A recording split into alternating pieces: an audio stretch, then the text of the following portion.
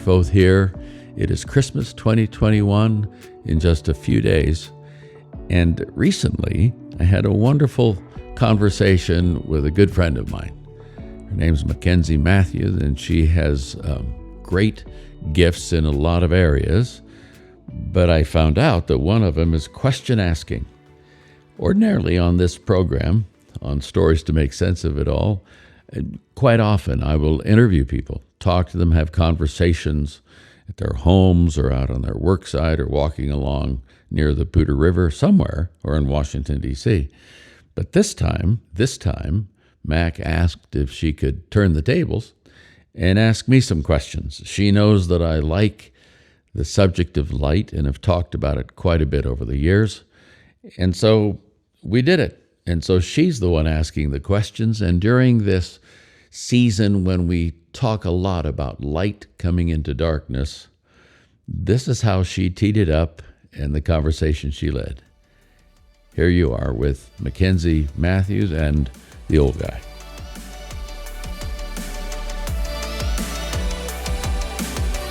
All right, Dr. Foth, thanks for being here. Thank you, Dr. Matthews. I'm not a doctor.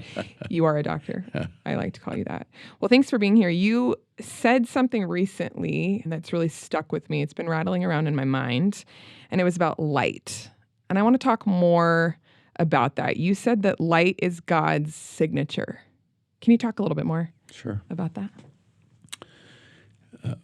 This takes me back 50 years. A lot of things take me back 50 years, but this takes me back. I think it would probably be the spring of 69 or the spring of 1970 when Ruth and I were church planters in Urbana, Illinois, near the university. And one Sunday morning, this congregation of maybe 70 people, an older couple came and sat in the back row after the worship time had started.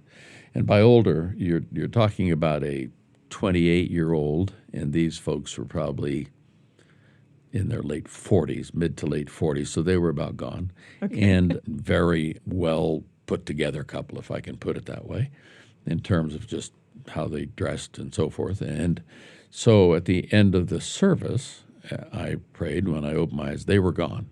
Well, in a congregation of 70, you notice how that works. And a young man came up to me, married fella, who worked at the university. He said, "Do you know who that was that was here?" I said, "No." He said, "That was the Howard Momstead." I said, "That's fantastic. Who is the Howard Momstead?" And the Howard Momstead turned out, and I'll cut to the chase here, turned out to be one of the top 5 spectroscopists in the world. Didn't know what that was. Spectroscopy is a discipline within analytical chemistry that uses light for scientific measurement. Long story short, Howard and I became friends. He asked after some time if I would baptize him. They had a summer home in Lake Michigan. I drove up to Michigan, baptized him in Lake Michigan. And he became a wonderful part of the congregation, he and his wife. One day we were driving along, and I said, "Howard, I have this question. Why do you think the first recorded words of God in Genesis, or in the whole book, if you will, were 'let there be light'?" And he looked at me very kindly, not like I had a third eye in the middle of my forehead or anything. He looked at me and said, "Well, it's the basis for life, Dick, on the planet, and one of the bases for the universe, I suppose." And he went on to explain various things to me. About that time, maybe within a year of that, Ruth and I went to our first overseas conference, and Howard and his wife helped send us to it along with the congregation. And it was called Adventure of Living, sponsored by a group called Word Books and another group called Faith at Work. It was back in the time when there was a lot of people in the country, but there was also sort of winds of renewal blowing in various denominational groups.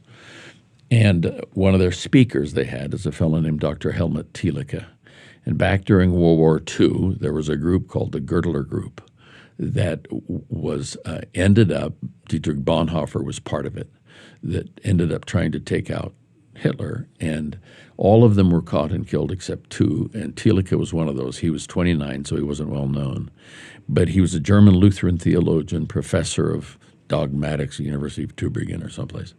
And he wrote a book called How the World Began, and it had to do with Genesis. It's one of my favorite books. And in there he has a chapter on light being God's signature. So I learned this part from Howard Momstead, and I learned that part from Helmut Thielicke, and I came along and sort of put them together and grew from there.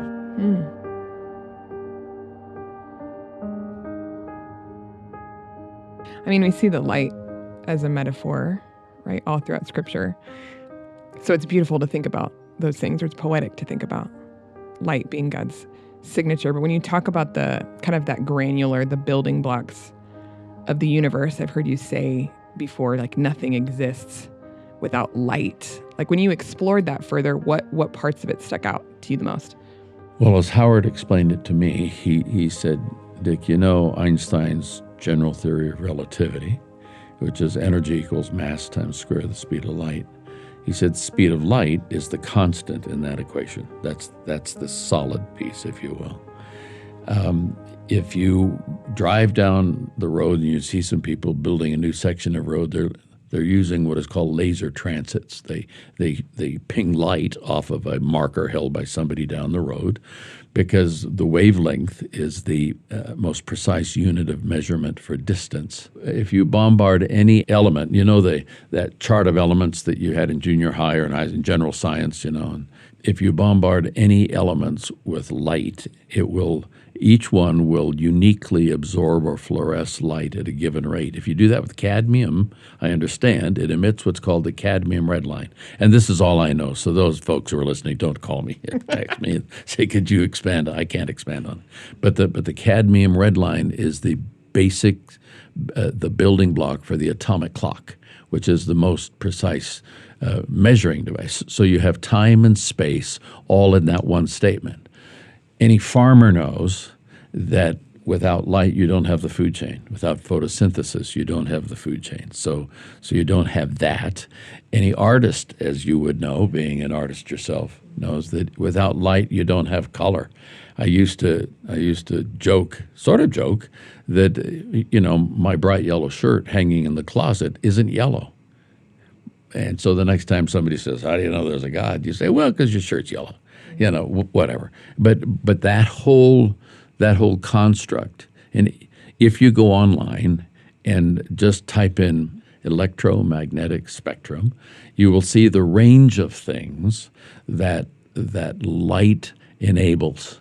And it's everything from what we're doing right now in terms of broadcast. So you have television, you got shortwave, you've got FM, you've got AM, sort of on one end of the spectrum. And on the other end of the spectrum, you have all these other things, everything from, and I think I have this correct in terms of ends, everything from radar to when they swipe your cheese across that little thing at the grocery store and it tabulates from that code, that's light at work.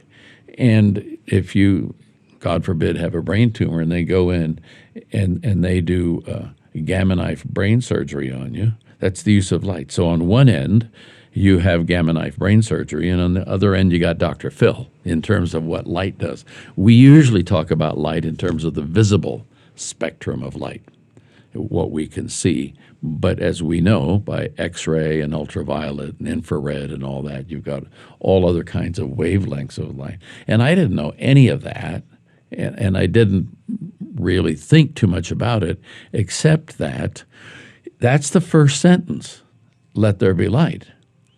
And my rhetorical question to that is always, do you think God knew?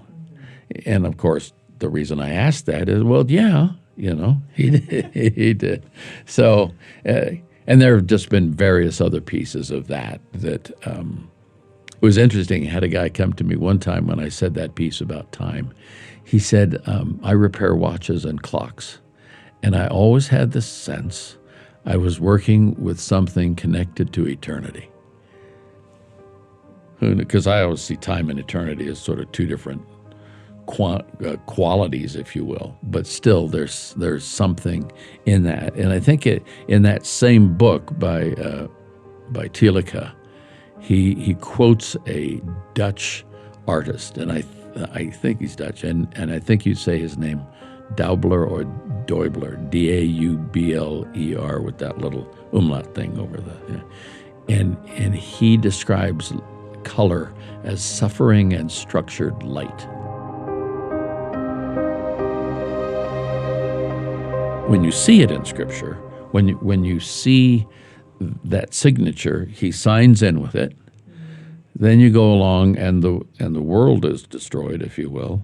And when he signs back in, it's this rainbow. It's all the colors. It's what we used to do an acronym for, and before we took that general science test. ROIGBIV, is it? Red, orange, yellow, blue, indigo, violet. Do I have that right? Something like that. Close.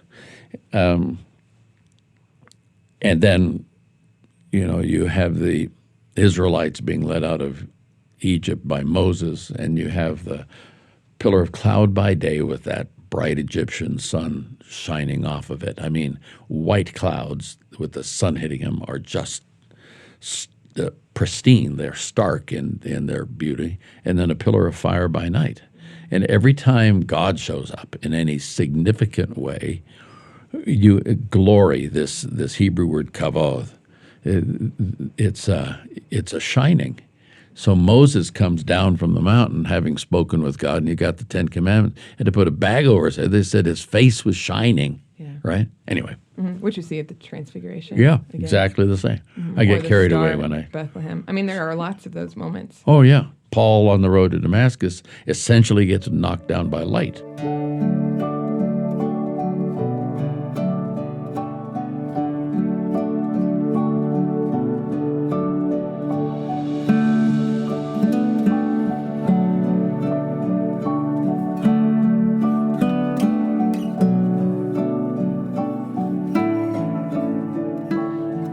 At Christmas time, when we talk about Jesus being the light of the world, we're entering the Advent season when this is being recorded. Right. And it's something that we say. And even when you're talking about the science behind light, and I'm like, phew, it's all over my head. Mm-hmm. It's granular. Yeah. It's over my head.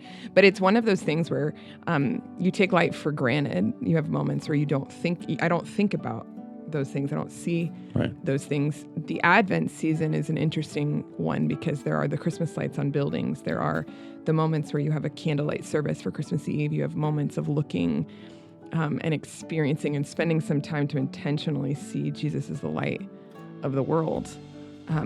It just shifts the power of that, or maybe the focus of that.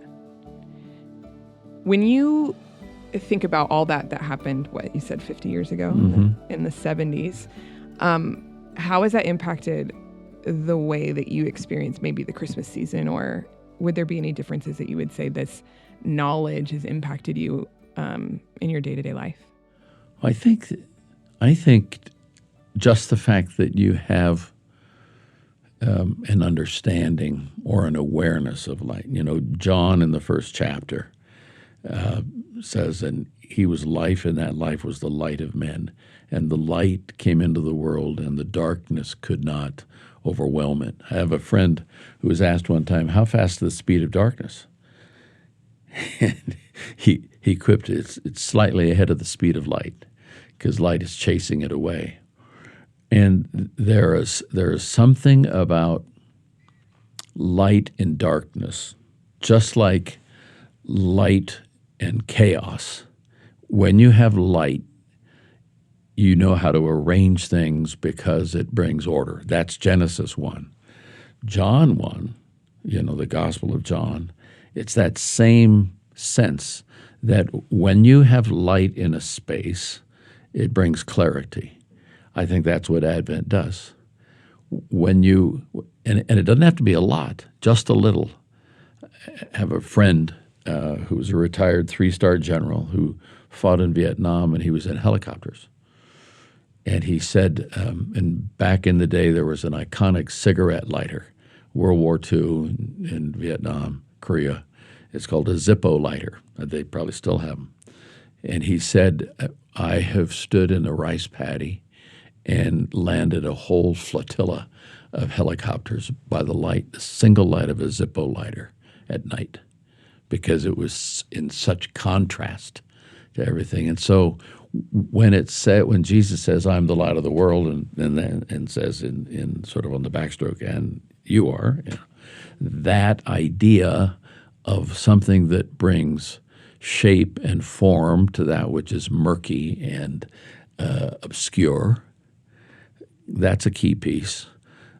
Light brings with it a warmth, just in its comfort capacity. Ask any 3-year-old about what a nightlight does. On the one hand, the intimacy of comfort. On the other hand, the overwhelmingness of glory are all captured at Christmas. And, we go and get trees and we put lights out and so forth. I think that came from the fellow. I'm not positive of this, but I think I read a story once about the fellow German fellow who was coming late at night back to his home, and he saw a tree framed by the stars behind it, and it looked like lights on the tips of the branches, and so that idea came forward.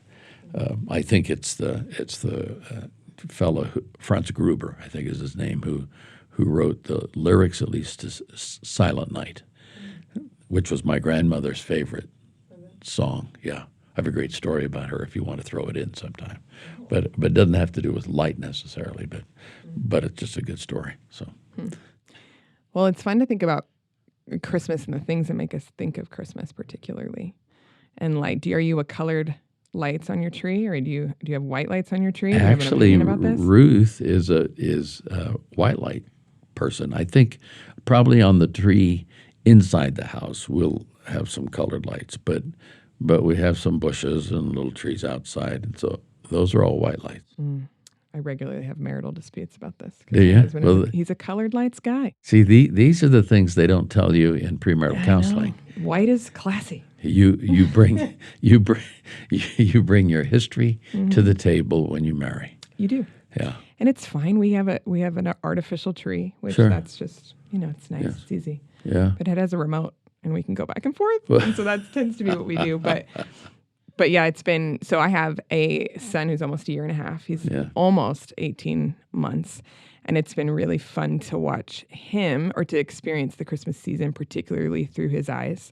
And we have things where we can go to the zoo lights, or we can go to look at lights, look at the Christmas lights. But it's been fun to watch the wonder, some of what you talk about when you have the glory, the warmth that you think of when you think of Christmas. That it's such a dark, outside is so dark. It's getting dark here these days at 4:30. It feels like a dark time of just the calendar part of the year. Short days. But to have the lights, and particularly to drive down a street and see them, there's something magical about them always. But for me this year, it's especially magical to see them through his eyes. Well, and you think of how we use language.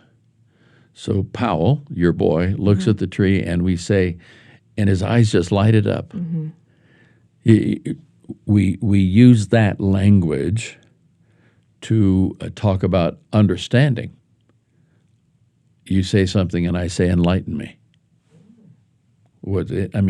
You go to pick any 10 universities across the country, and somewhere in their branding, you'll probably find a torch. This whole idea of this is about illuminating one's mind. There's the light being the truth. There's people say, "Hey, what's in the darkness will be brought to the light." There's some of that is a secrecy, and some of that is a truth. Yeah. And so to bring something in the light, meaning something to see as true. I was, you had mentioned that I'm an artist. I went to art school, studied art in college, and I spent a semester in Italy. I was in Tuscany. It was dreamy. It was basically like a 3.5-month vacation. Right. But it was interesting. It was actually a pretty difficult season for me spiritually, because I felt pretty alone in that time. But I remember being at the Vatican, which is a gorgeous and overwhelming place. Yes. And there's one tomb, Pope Alexander VII has a breathtaking tomb. It has lots of sculptures that represent different things, but one of the attributes that's represented is faith, and faith is represented by this woman. There's 4 different ones, but one of the women, and she's embracing the sun. It's like holding the sun, and it's to represent faith. It's representing holding on to truth. So it's interesting, the image, and I really latched onto that in that season. I bought a ring that looked like a sun to commemorate that season.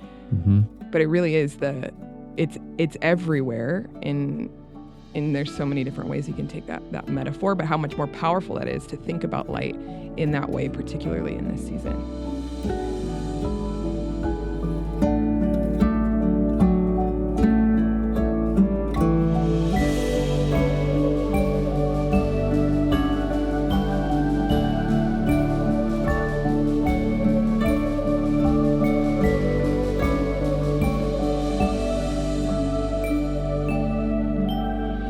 I want to ask for you to be pastoral. I mean, not that it's hard to do.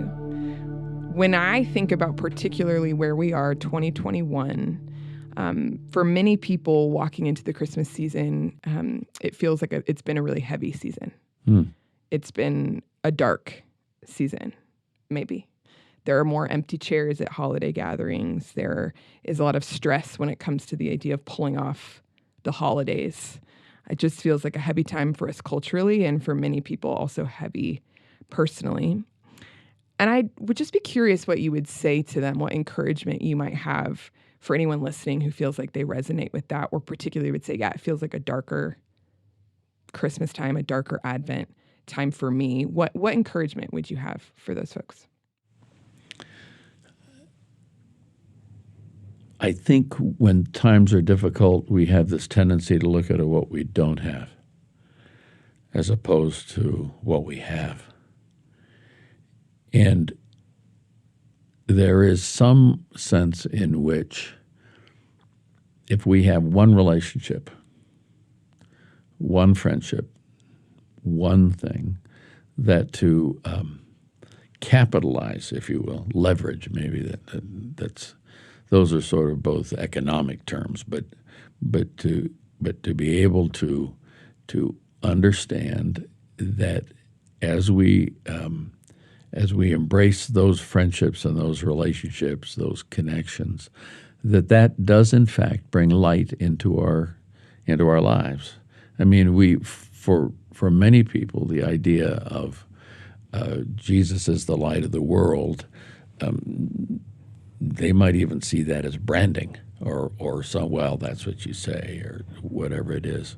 But I think the idea that when I think about what can I bring to a friendship, what can I do to bring light to the other person, either by my listening or probably most particularly by my presence, it takes me out of why do I feel such darkness, and allows me, probably unwittingly, unknowingly, to bring light and to use the language in a different way, to lighten the burden. It's not the same word.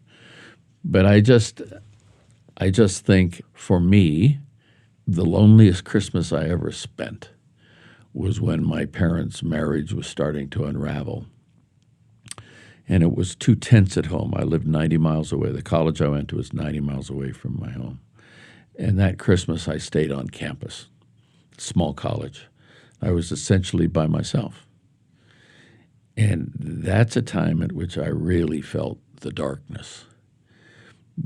But it wasn't long before a couple of friends came back, and that changed it.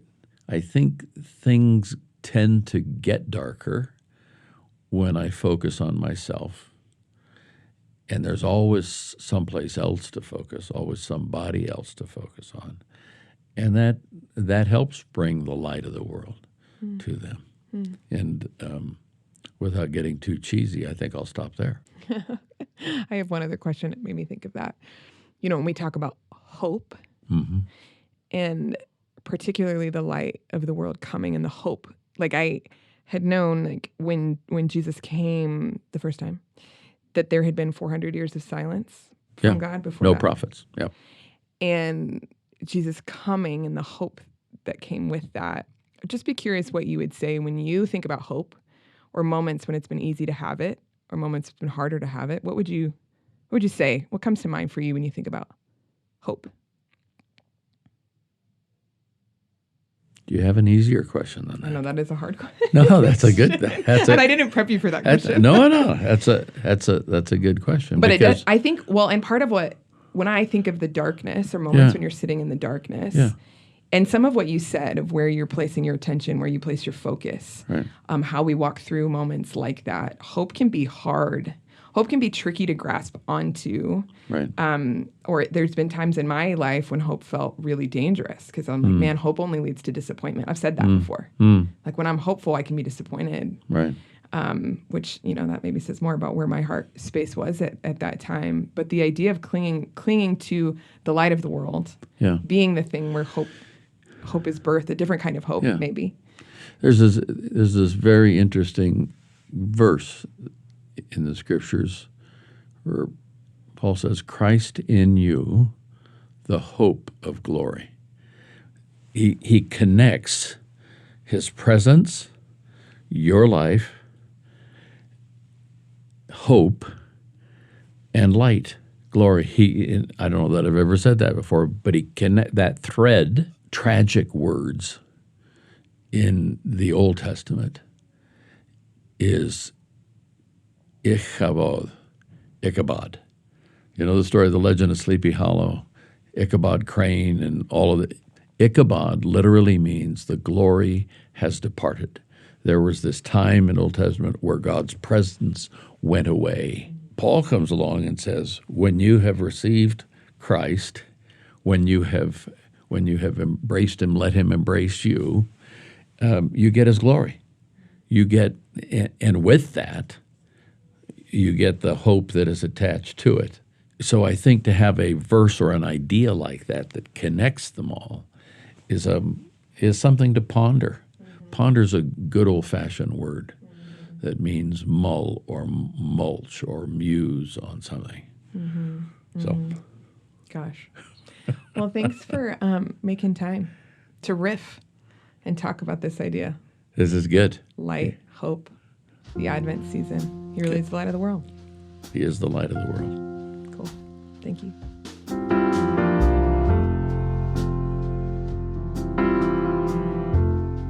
There is something about light that even in the speaking of it or speaking about it warms the heart, encourages the mind, and gives us hope for the future. Jesus is the light of the world, and that's all I have to say about that. Thanks for being with us. Thanks for those of you who subscribe, and we pray in these next few days that it will be a good time and an encouraging time, and we'll catch you next time. Bye-bye.